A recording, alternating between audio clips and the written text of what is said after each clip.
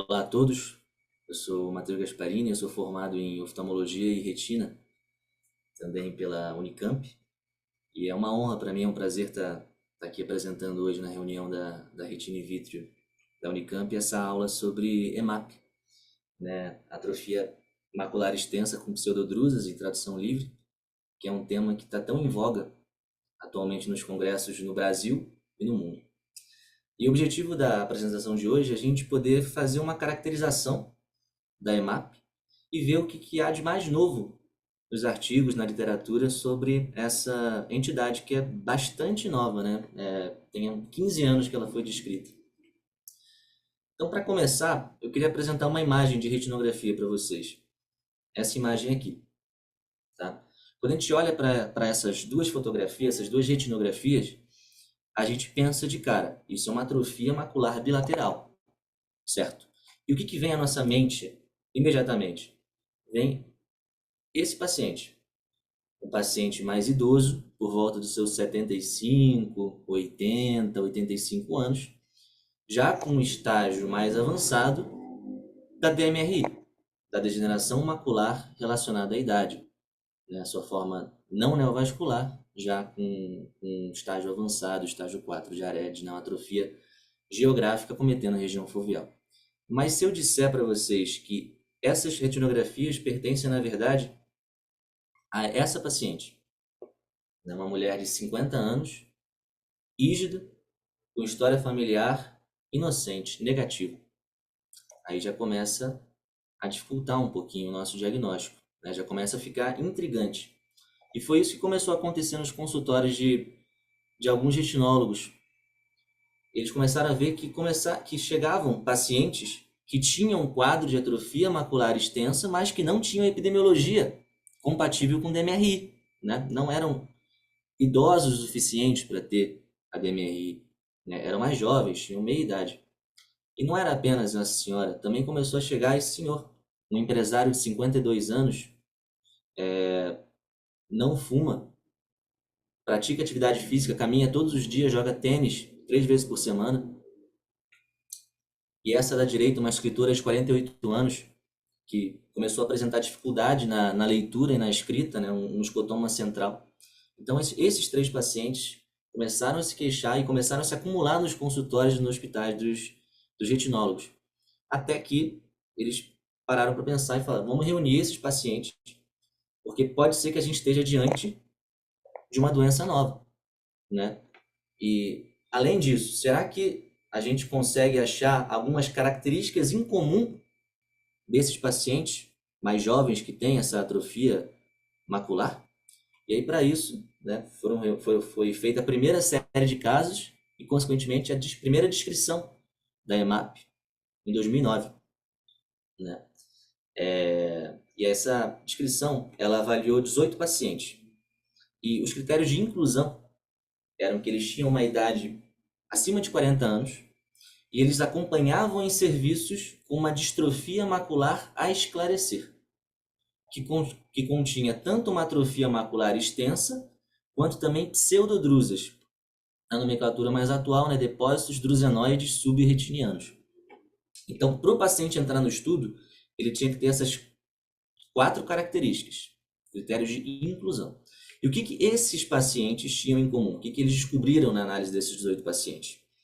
Primeiro, quais eram as características epidemiológicas e clínicas deles? Dos 18, 11 eram mulheres, então uma leve predominância do sexo feminino. Tá? A idade média do início dos sintomas era de 47 anos e meio, o que variou de 41 a 54 anos de idade. Todos apresentavam uma perda visual central já. Só que chamou a atenção dos pesquisadores que mais da metade dos pacientes tinha também no início do quadro uma nictalopia, uma cegueira noturna, evidenciada aqui, representada aqui na imagem do slide. E alguns deles também, a maioria, tinha junto com a perda visual uma queixa de fotofobia. E como que era o exame oftalmológico desses pacientes? Claro, como o nome da doença fala, né, uma atrofia macular extensa. Mas vamos caracterizar um pouquinho melhor essa atrofia macular. Ela era bilateral, bastante simétrica e ela se estendia classicamente até quase o nível das arcadas vasculares temporais, bastante extensa, né? E principalmente, ó, no seu eixo mais vertical. E essa informação de que ela é maior no diâmetro vertical do que no diâmetro horizontal, ela é muito importante, tá? Porque ela é bem clássica da EMAP e ela diferencia da DMRI, que é o principal diagnóstico diferencial. Na DMRI, com atrofia geográfica, geralmente essa atrofia ela é mais arredondada. O diâmetro vertical e horizontal eles são mais parecidos, até com uma certa predominância do diâmetro horizontal. Já na EMAP não, o diâmetro vertical, como a gente pode ver nessa imagem, na seta vermelha, ele é muito maior do que o diâmetro horizontal, de maneira geral. Além disso, todos os pacientes apresentavam, né, eram dos critérios de inclusão do estudo, ter essas pseudodrusas, esses depósitos drusenoides. Eles estavam presentes tanto no polo posterior, tanto na mácula, quanto na periferia, de forma bastante numerosa, como a gente consegue ver aqui nas setas mais escuras. E na extrema periferia, os pacientes também apresentavam paving stone, degenerações em paving stone, que não estavam nos critérios de inclusão, mas curiosamente todos os pacientes desse primeiro estudo tinham essas degenerações retinianas periféricas em paving stone. Para os residentes, são degenerações retinianas que a gente costuma ver em pacientes rígidos e que não representam risco de descolamento de retina. Ao contrário, por exemplo, das degenerações látice, né? Mas houve essa associação também com EMAP. Muito bem. E como eles evoluíam do ponto de vista visual, né? Infelizmente, a progressão era rápida, né? Houve uma atrofia macular, ela crescia rapidamente e precocemente ela envolvia a fóvea. Então, se você tem uma atrofia na mácula que cresce rápido e envolve a fóvea cedo, não é muito legal, né? Você tem uma perda precoce e rápida da acuidade visual. Então, no final do segmento desses pacientes, que foi em média 3 anos, a maioria deles apresentava uma acuidade visual menor ou igual a 20/400, um nível que já caracterizava como cegueira legal. Por exemplo, nessa tabela tirada do estudo, de 2009, o paciente, o caso número 1, ele tinha na entrada, no serviço, uma visão de 20/25 à direita e 20/50 à esquerda. Depois de 28 meses apenas de segmento, pouco mais de 2 anos, ele já evoluiu para 20/400 em ambos os olhos.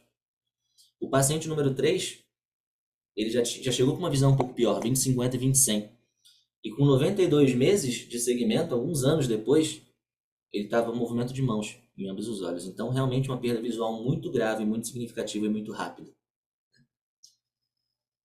O que também, né, diferenciava da DMRI. Porque a DMRI, a gente sabe que ela tende a ter uma evolução um pouco variável, mas mais lenta ao longo de muitos anos ou até mesmo décadas. E que um envolvimento um pouco mais tardio da região foveal, na maioria dos casos.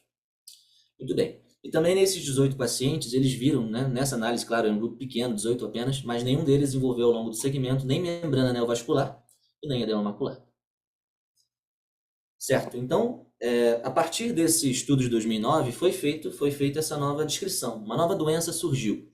E aí, com isso, os oftalmos começaram a prestar mais atenção em alguns pacientes que eles também acompanhavam com uma distrofia, esclarecer, e começaram a ver que alguns deles fechavam critérios para EMAP. Então, começaram a pipocar, a surgir vários estudos de vários grupos diferentes sobre características multimodais e epidemiológicas de pacientes com EMAP. Então, o conhecimento ele começou a ganhar mais profundidade nessa doença.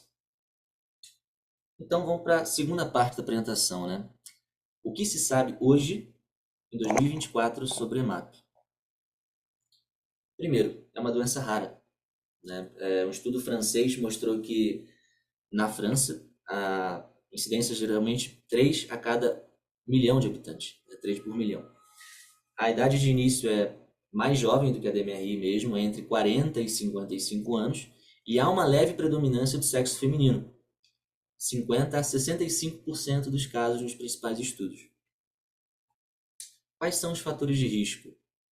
Isso a gente ainda não sabe, tá? A gente ainda não tem ainda um conhecimento sólido sobre o que causa a EMAP e quais são os riscos que o paciente corre ao longo da vida para poder desenvolver essa doença. Isso é um problema, porque se a gente não sabe o que causa, e nem qual o risco aumenta a chance de você ter a doença, a gente fica um pouco perdido na questão do tratamento. A gente não sabe a fisiopatologia ainda, né? Mas alguns avanços foram feitos nos últimos anos. Surgiu um estudo em 2018, um estudo francês, que mostrou que as regiões da França com maior atividade industrial ou agrícola, lembrar que usam na atividade agrícola usados muitas vezes pesticidas, agrotóxicos, né? Elas tinham maior incidência de EMAP do que regiões com menos atividade industrial, menos atividade agrícola. Então, o que o estudo sugeriu?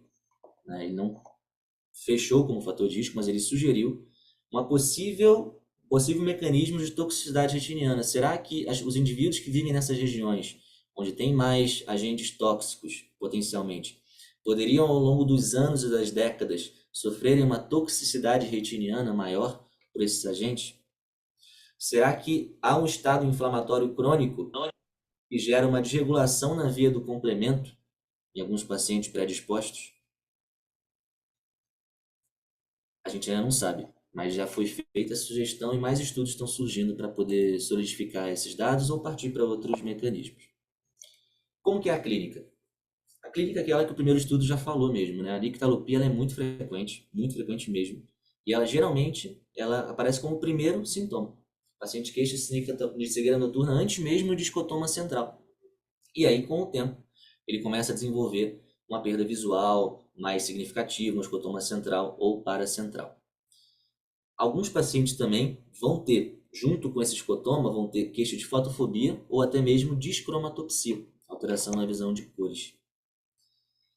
O segmento anterior desse paciente não tem nenhuma alteração, ou seja, né, por que é importante essa informação? Porque poderia ser uma doença do espectro da uveíte, né, poderia haver reação de câmara anterior, celularidade in vitro anterior, sinéquias, flare, não foi visto nada disso em nenhum paciente, então não há essa característica na EMAP. E no segmento posterior, né, aquela tríade clássica que a gente já havia comentado, né, a atrofia macular, realmente bem extensa, com diâmetro vertical maior do que horizontal, hipoautofluorescente. Só que vamos detalhar um pouquinho mais, vamos ser um pouco mais técnicos na descrição dessa atrofia macular. Para isso, eu vou precisar introduzir alguns conceitos um pouco geométricos aqui, que são os conceitos de circularidade e de roundness. Roundness, eu não achei uma tradução exata para o português, mas eu vou fazer uma tradução para um arredondamento. O que é a circularidade?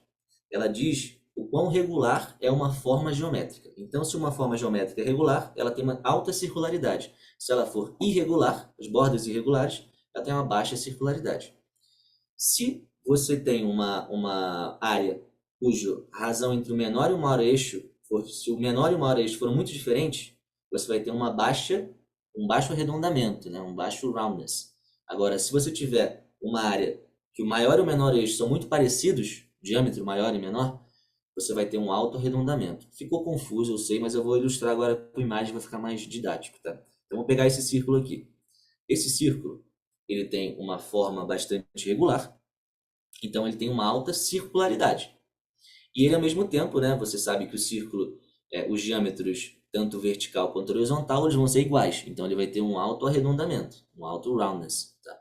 Tranquilo. Agora vamos pegar uma elipse. A elipse, essa elipse, a borda dessa elipse é regular. Então ela tem uma alta circularidade. Agora, ela tem uma diferença grande entre o diâmetro vertical e o horizontal. Então ela não é uma forma muito arredondada. Então baixo roundness, beleza. Muito bem. Agora vamos pegar esse círculo e vamos fazer umas formas mais irregulares. Então ele vai perder a sua circularidade, mas ele vai manter o seu arredondamento. E vamos fazer o mesmo com a elipse. Vamos deixar as formas mais irregulares. Ela ficou agora com uma baixa circularidade e um baixo arredondamento. Tá? E onde eu quero chegar com isso? Foi feito um estudo que analisou, né, esse estudo publicado recentemente, que diagnosticou, que usou esses dois parâmetros, o arredondamento e a circularidade, para diferenciar a atrofia macular por meio da autofluorescência de fundo entre a EMAP e a DMRI. E a gente consegue analisar muito bem nessas fotografias aqui, nessas autofluorescências. A gente consegue, usando esses conceitos geométricos, a gente consegue saber que A EMAP, ela tem as bordas todas irregulares na maioria dos casos, então ela tem uma baixa circularidade. Ao mesmo tempo, o diâmetro vertical, como eu já cansei de falar, ele é maior do que o horizontal. Então ele tem um baixo arredondamento também. Na DMRI, geralmente, claro que existem fenótipos variáveis, mas geralmente tende a haver uma maior circularidade e um maior arredondamento da atrofia. Isso, nessa imagem, é muito nítido para a gente, né, para o nosso olho humano. Só que em alguns casos do dia a dia pode ficar um pouco mais difícil. Só que essa informação ela tende a ganhar cada vez mais relevância com o advento, num futuro próximo, da inteligência artificial nas análises multimodais, né? Então, se a gente colocar esses parâmetros geométricos como uma das referências para a inteligência artificial, pode ser que mesmo alterações sutis que o olho humano não capta sejam importantes para a gente diferenciar essas duas entidades.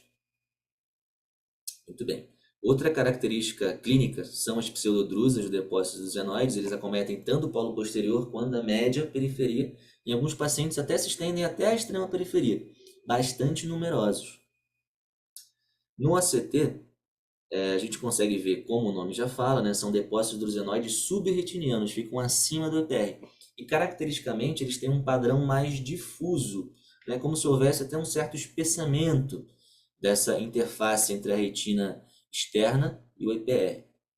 Aqui nessa imagem a gente consegue avaliar que ao lado desses depósitos drusenoides, à direita, aqui em vermelho, tem uma área de atrofia macular, já onde você não tem mais EPR, onde você já tem uma degeneração grande da retina externa.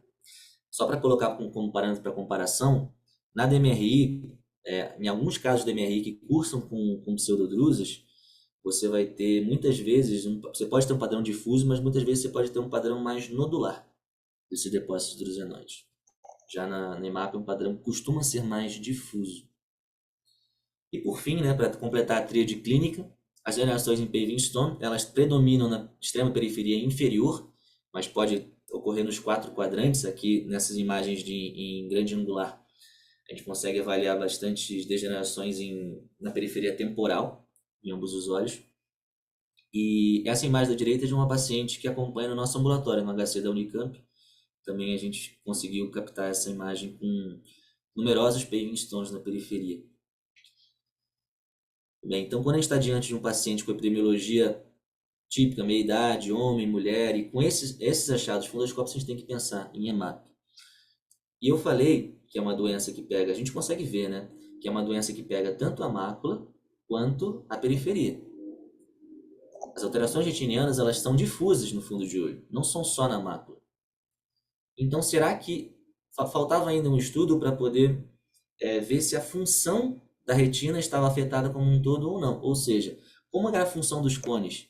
Como é a função dos bastonetes no EMAP? Será que funcionalmente existe um déficit de cones e também de bastonete?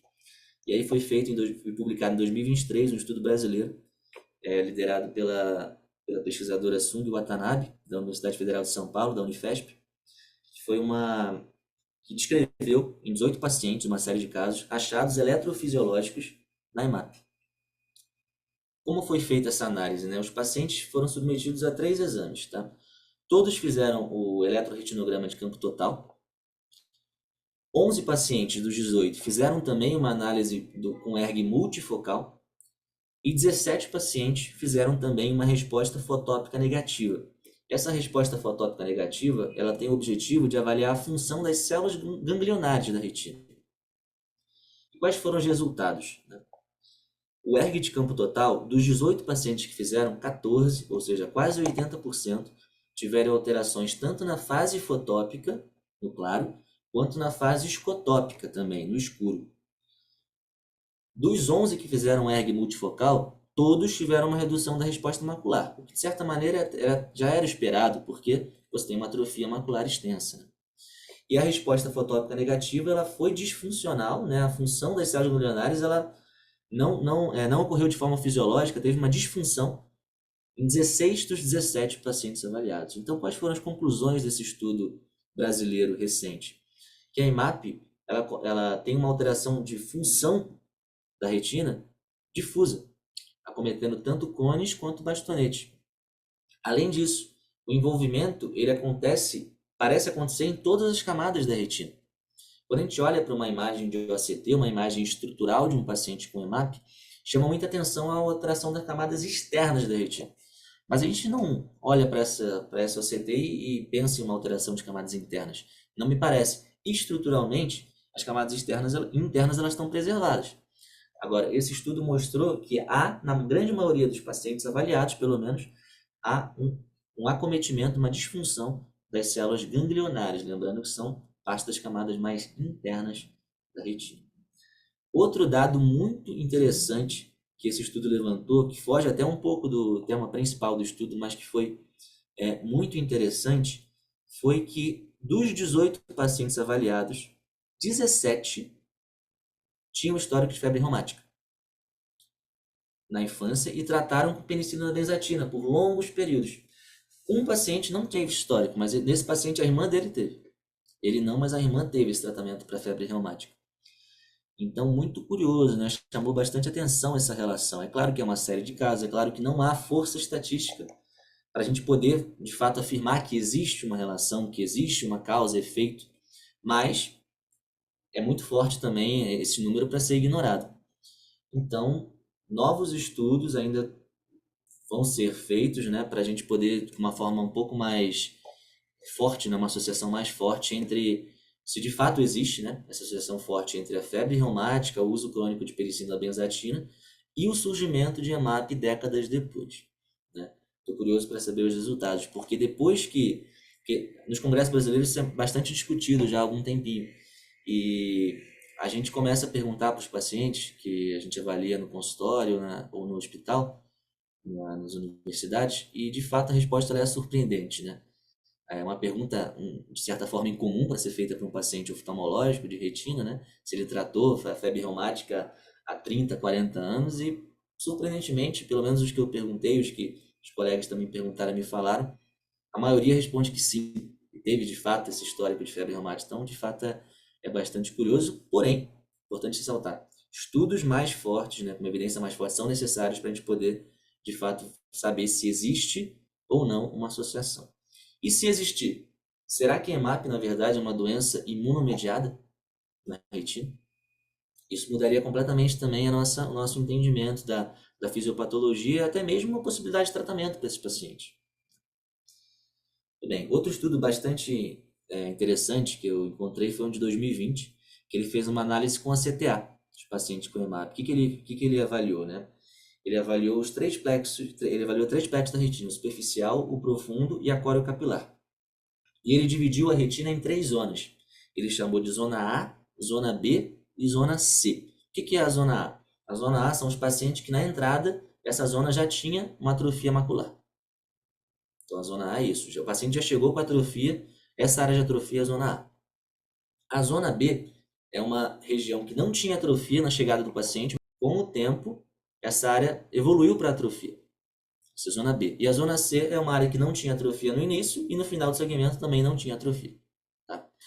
Então a zona B a gente pode dizer que é uma zona de transição, né? No começo estava bem, depois ficou atrófica. Muito bem. O plexo capilar superficial ele não teve alteração em nenhuma das zonas. Já o plexo capilar profundo e a coriocapilar tiveram alterações significativas. É interessante que houve uma diferença. No plexo capilar profundo, ele estava alterado já no início da chegada dos pacientes, já na zona atrófica e também na zona que não estava atrófica, mas ficou depois, né? Naquela zona B, na zona que eu chamei de juncional. E a coriocapilar, ela estava muito mais alterada na zona atrófica do que na zona juncional, do que na zona B. Então, resumindo, alteração nos dois, plexo capilar profundo e coriocapilar. Só que quando o paciente, no início do quadro, as alterações do plexo capilar profundo eram muito mais extensas já, porque já pegavam de forma muito mais significativa a zona que não estava atrófica ainda. Já a coriocapilar foi piorando o ACTA, né, dessa coriocapilar, ao longo do tempo. Quando essa zona foi desenvolvendo atrofia, o ACTA foi piorando na coriocapilar. Tá? Ou seja, o plexo capilar profundo, ele parece ter um envolvimento mais precoce na vascularização desse plexo capilar profundo.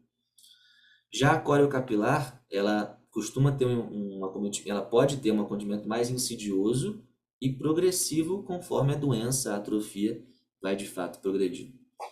E por falar em progressão, esse estudo de 2021, ele analisou a progressão da atrofia e do prognóstico visual em 36 horas. Foi bem interessante, por exemplo, um dos pacientes avaliados, ele deu entrada com uma acuidade visual de 20/50 no olho direito e após 3 anos a acuidade visual já estava 20/320 e foi muito bem documentada a evolução tanto da autofluorescência quanto do OCT desse paciente. A gente consegue ver como aumentou a área de atrofia e no ACT também como a gente consegue, como a gente vê que os depósitos dos xenoides que estavam aqui no início do quadro, eles foram gradativamente se transformando em atrofia macular. De uma maneira geral, desses 36 olhos, a progressão era muito rápida. Eles fizeram uma medida dessa progressão, ela foi de quase 3 milímetros quadrados por ano. Então, a área de atrofia crescia quase 3 milímetros quadrados a cada ano, em média. Isso representava uma perda progressiva e rápida da acuidade visual. Então, eles perdiam, em média, 7,4 letras da tabela da TDRS, o que dá uma linha e meia, né, praticamente. Então, isso a cada ano da tabela. Então, mais da metade dos olhos perderam 3 ou mais linhas em apenas 2 anos. E mais da metade dos pacientes tinham acuidade visual, né, menor ou igual a 20/200 após apenas 4 anos de segmento. Então, de fato, mostrou que o prognóstico visual é muito ruim, né? Existe um mau prognóstico visual, uma alta taxa de cegueira legal nesses pacientes com EMAP. E ele também fez uma análise bem interessante, que ele tentou avaliar dos pacientes, né, como foi a progressão. Quais progrediram mais rapidamente, quais progrediram mais lentamente. E viram alguns fatores que poderiam estar associados a essa progressão mais rápida. O que eles acharam? Atrofias que tenham bordas, margens mais isoautofluorescentes, tendem a progredir mais rapidamente do que as hiperautofluorescentes. Aqui na imagem de baixo, por exemplo, a borda isoauto progride mais rápido por esse estudo. Além disso, as bordas mais irregulares, ou seja, com uma baixa circularidade, também estão associadas a uma maior taxa de progressão, a progressão mais rápida. E, na análise do OCT, a presença de cavernas coroidianas também se associou a uma progressão mais rápida da EMAP. O que são essas tais cavernas coroidianas? Aqui estão em destaque, tá? Esse retângulo amarelo aqui em destaque à direita, mostra uma caverna coroidiana. O que é isso? É uma estrutura arredondada, de baixa refletividade, e que tem uma cauda, a gente consegue ver aí embaixo, uma cauda hiperrefletiva. O que é de fato essa caverna? Ninguém sabe, tá? Alguns postulam que sejam vasos fantasmas na circulação da coroide, mas outros autores argumentam que achados parecidos, a presença dessa cauda hiperrefletiva sugere que seja um componente lipídico presente. Então, algum depósito lipídico na coroide que possa estar contribuindo e gerando essa caverna. O fato é que essas cavernas coroidianas são muito mais encontradas na EMAP do que na DMRI, por exemplo. Então, pode também ser mais um fator para diferenciar na análise multimodal essas duas condições.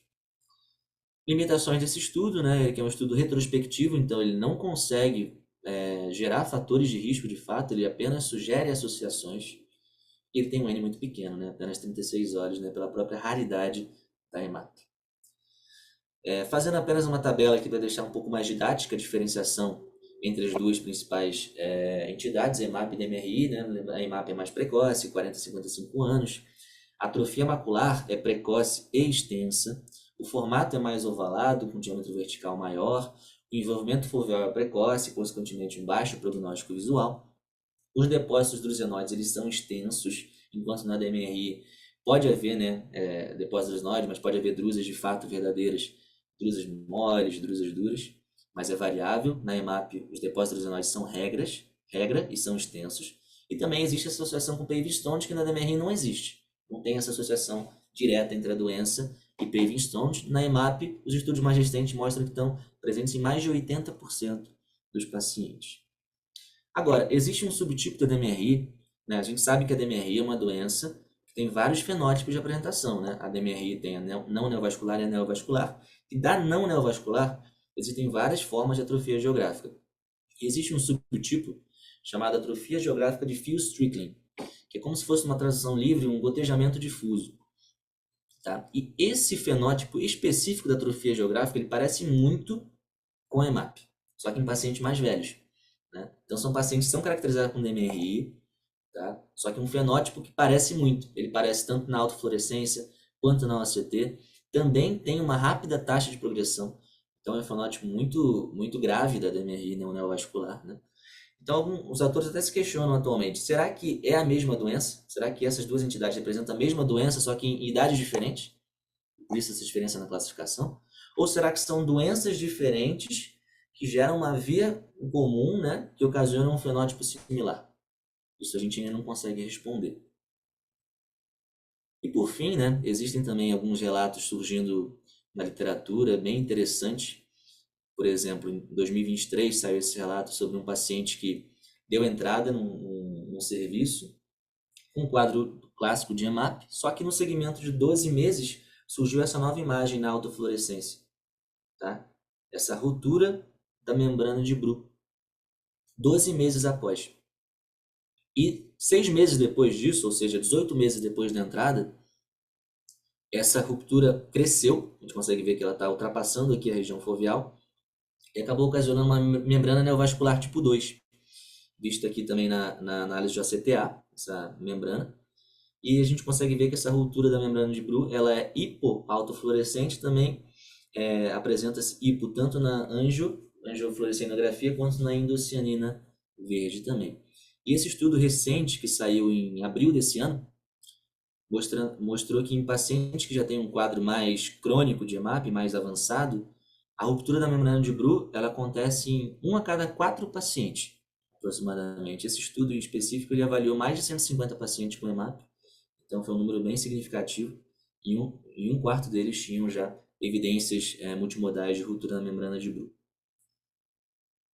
E o tratamento? Infelizmente, ainda a gente não sabe como tratar. Não existe tratamento eficaz no momento. Será que o futuro vai nos reservar um caminho em prol dos inibidores do complemento, como tem acontecido na atrofia geográfica da DMRI? Será que é isso? Será que essa desregulação do complemento? Ou será que os imunomoduladores vão ser, de fato, uma estratégia? Quem sabe imunossuprimir os pacientes? Será que, de fato, existe aquela associação com doenças sistêmicas, doenças imunomediadas? Vamos esperar novos estudos. O fato é que, com esses novos estudos surgindo, com essas novas propostas, muita pesquisa, a gente espera que surja um tratamento eficaz que possa trazendo para os pacientes uma luz no fim do túnel. Obrigado.